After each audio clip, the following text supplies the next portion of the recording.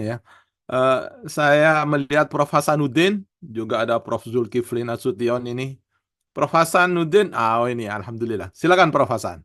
Iya, Ya, terima kita. kasih Gus Wahid. Assalamualaikum warahmatullahi wabarakatuh. Waalaikumsalam warahmatullahi wabarakatuh.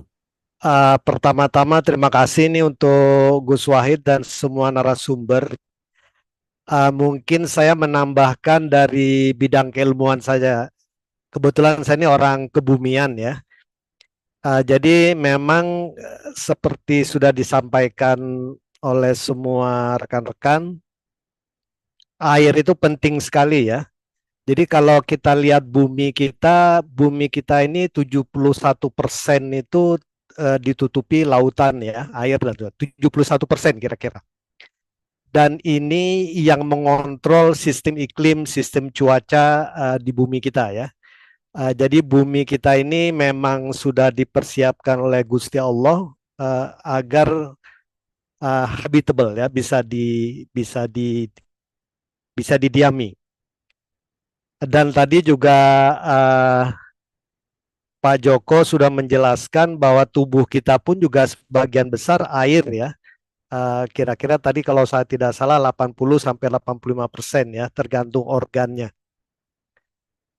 Tapi tadi Pak Siroji juga mengatakan bahwa air ini bisa jadi bencana kalau tidak dikelola dengan baik ya. Kita lihat ada banjir ya di Sumatera Barat, Masya Allah kemarin Galado gitu ya. Kadang-kadang ada tsunami.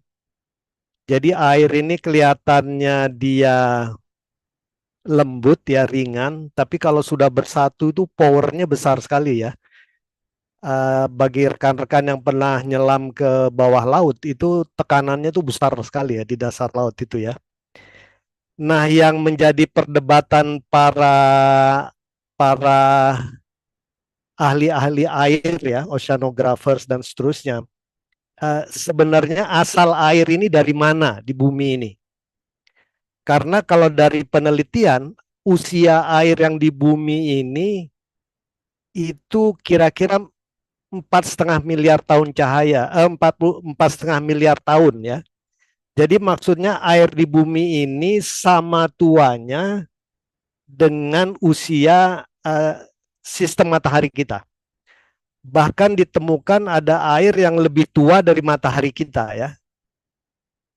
Jadi kalau kita renungkan surat An-Nahl kalau tidak salah ayat 10 ya Gus Wahid ya, yang dikatakan bahwa Allah menurunkan air dari langit. Memang tafsir-tafsir klasik mereferensikan itu ke air hujan. Tetapi kalau dari teori-teori ilmiah, uh, para ahli bergerak lebih jauh. Jadi air ini lebih tua daripada sistem matahari ya. Ada yang lebih tua. Jadi asalnya dari mana? Nah, ini yang menarik. Kemudian para astronom memang melakukan banyak penelitian apakah dibawa oleh asteroid atau komet atau nebula ya. Ada satelit Jepang itu yang mengirimkan semacam robot ke asteroid, kemudian dia mengambil sampel dari permukaan asteroid, dianalisis itu airnya itu mirip dengan ada yang di bumi. Jadi memang ada satu teori mungkin air itu dulu dibawa dari langit, dikatakan An-Nahl ayat 10, uh, masuk ke bumi ya. Tapi ini masih debatable ya, masih debatable sumber air ini dari mana. Tapi sebagai orang beriman, kita percaya bahwa air ini asalnya dari uh, langit. Bahkan saya pernah baca kisah Isra Mi'raj, diceritakan bahwa Kanjeng Nabi Shallallahu Alaihi Wasallam itu sebelum mencapai Sidratul Muntaha, beliau mengatakan melewati lapisan langit yang isinya air ya. Walau walam bisawab. Ini secara astronomi pun belum bisa dibuktikan ya, apakah benar apa tidaknya ya. Jadi nampaknya memang para ahli berpendapat air itu asalnya bukan dari dalam bumi, dia dari langit ya, dari luar angkasa ya. Sama seperti besi ya, besi itu Vero, itu tidak dari bumi ya. Besi itu tidak mungkin dari bumi, dia dari langit datangnya. Apakah melalui asteroid yang masuk atau komet yang masuk, walau alam. Itu cara Gusti Allah mengirimkan ya. Dan kalau kita lihat planet-planet lain yang habitable, para astronom itu cuma melihat jejak air saja. Kalau ada jejak air, hidup, ada kehidupan. Kalau tidak ada ya sudah, wassalam ya. Jadi memang air ini harus dijaga betul, karena kalau sudah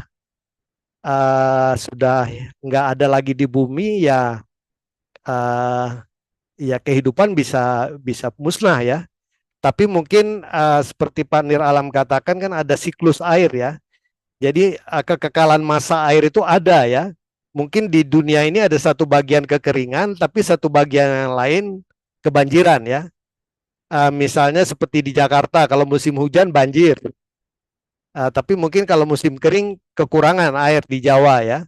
Seharusnya memang ada suatu mekanisme bagaimana caranya air ini kalau musim hujan ditangkap, apakah dengan bendungan dan segala macam, begitu musim kering disalurkan.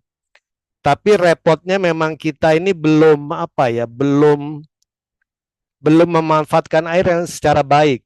Contohnya Jakarta saja, ibu kota yang begitu modern, itu saluran pipa untuk penyaluran air bersih dan segala macam, itu termasuk yang paling rendah dibandingkan kota-kota besar di dunia ya. Mungkin karena kita tadi sudah dikatakan kita air itu berlimpah, jadi kita tidak bersyukur, tidak mengelola air itu dengan baik ya. Jadi mungkin itu saja tambahan dari saya. Jadi kita mungkin harus bersyukur ya, bahwa Allah itu memang sengaja menurunkan air. Ya pandai-pandailah kita mengelola air ya. Kalau tidak ya kita kebagian banjir, kebagian galodo, kebagian kekeringan dan seterusnya ya. Mungkin itu saja tambahan saya dari sedikit, Gus Wahid, dan terima kasih untuk para senior yang telah memberikan pencerahan. Assalamualaikum warahmatullahi wabarakatuh. Waalaikumsalam warahmatullahi